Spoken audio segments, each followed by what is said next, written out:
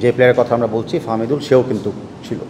তো সৌদি থেকে যাওয়ার সময় আমার সাথে কথা হয়েছে, আমাদের একটা মিউচুয়াল আন্ডারস্ট্যান্ডিং ছিল যে সিন্স স্কোয়াডে নাই, তো বাংলাদেশে এসে আবার ব্যাক করা, বিশেষ করে সেখানে ইটালিতে এখনও খেলা চলছে, সেটা তো কোনো মানে হয় না।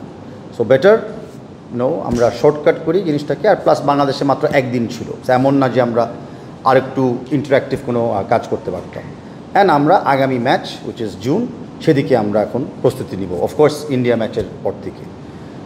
দের ইজ নো ডিমোটিভেশন, আমি নাম উল্লেখ করছি না, বা আপনারা সবাই জানেন আমাদের বর্তমান স্কোয়াডেও কিন্তু 2 জন প্লেয়ার আছে যারা তাদের প্রথমবার যখন বাংলাদেশে আসে খেলার জন্য তারা কিন্তু চান্স পায় নাই, কিন্তু পরে এক সময় অফকোর্স চান্স পেয়েছে বা স্কোয়াডে অন্তর্ভুক্ত হয়েছে। সেটার অনেক কারণ থাকতে পারে, সেটা রিজনস থাকতে পারে, আপনারা ভালো মতো জানেন, কিছু লজিক্যাল কিছু ইললজিক্যাল, বাট খেলাটা তো এভাবেই হয়। But end of the day আমাদের লক্ষ্যমাত্রা হলো সবচেয়ে শক্তিশালী টিম 25 তারিখে ফিল্ড করা ইন্ডিয়ার বিপক্ষে, অ্যান্ড আমরা সেটাই করতে যাচ্ছি।